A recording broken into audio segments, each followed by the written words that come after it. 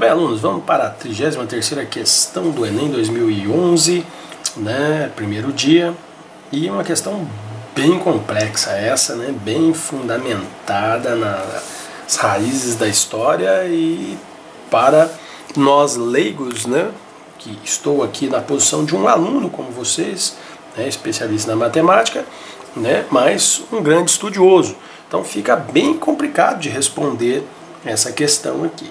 Então acompanhe comigo, né? A gente fez aqui um estudo antes para poder gravar a aula. Então vamos à questão. Os três tipos de poder representam três diversos tipos de motivação. No poder tradicional, o motivo da obediência é a crença na sacralidade da pessoa do soberano. É o grande poderoso, né? Como eram os faraós no Egito. Né? No poder racional, o motivo da obediência deriva da crença da racionalidade do comportamento conforme a lei. Né? Então, como é nos dias de hoje, né, o poder do presidente da República, ou, né, no nosso caso do Brasil, da presidenta da República, nós obedecemos ao presidente porque imaginamos que ele quer o melhor para a nação. Beleza pura. Né? E para ele racional, o motivo da racionalidade, portanto, conforme a lei. No poder carismático, deriva da crença nos dotes extraordinários do chefe, né?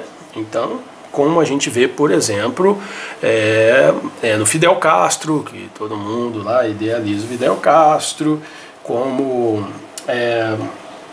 aquele ali da Venezuela, Hugo Chávez, né? Que ele se acha todo carismático, todo mundo gosta. Como no Brasil, né, passamos, né, no período do Lula, todo mundo, né, alguns chegaram a cogitar que ele podia ser o presidente eterno, né, graças a Deus, não, para fortalecer a nossa economia. Por melhor que seja uma pessoa, ele não deve estar no poder para sempre. Né? Não podemos acreditar que no meio de 200 milhões de brasileiros só tem um que pode chefiar essa nação. Né? Muito bem.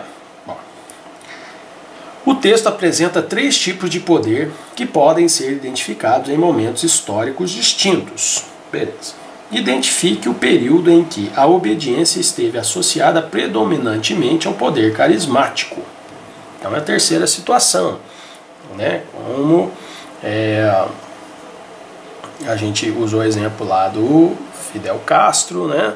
E vamos ver o que vai apresentar aqui. República Federalista Norte-Americana. Não, porque sempre os Estados Unidos, né, sempre partiram da democracia, sempre elegendo os seus líderes, né, por melhor que fossem os seus líderes, né, até com muito carisma, né, eles realmente reverenciam os seus líderes, mas nenhum teve obediência por conta do carisma. Né? Nos Estados Unidos sempre predominou a segunda situação, que é o poder racional. República Fascista Italiana. Né?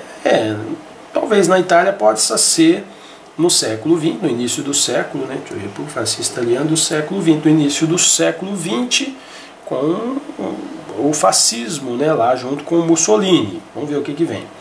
Monarquia teocrática do Egito Antigo. Não, aí entra na primeira situação, que ele é o todo-poderoso e os outros têm que obedecer porque ele é Deus. Então isso aqui não. Então por enquanto pode ser essa. Primeira não, terceira não.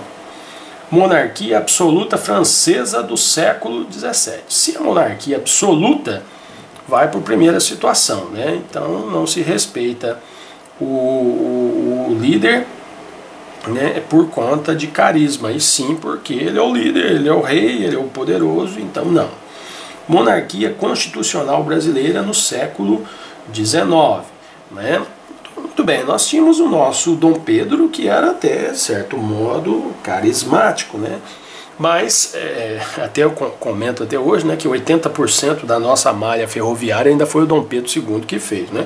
Mas o Dom Pedro, que queria o melhor para o país dele, né, a gente não pode dizer que todos reverenciavam ele como o carisma. Assim como, por exemplo, nós poderíamos dizer até que o Lula, no seu governo, teve um governo que foi racional, mas com um carisma muito grande. Né?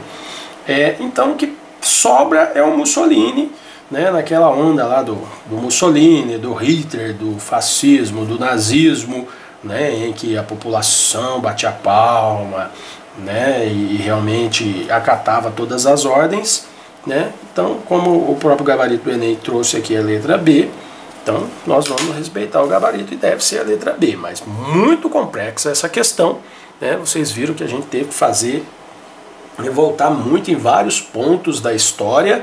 Então esse é o tipo de questão que, né, às vezes no dia da prova, né, muito complexo. Se você dominar, ótimo, marque e tal. Caso contrário, né, dá para passar e tentar fazer a próxima, ok? Vamos para a questão 34.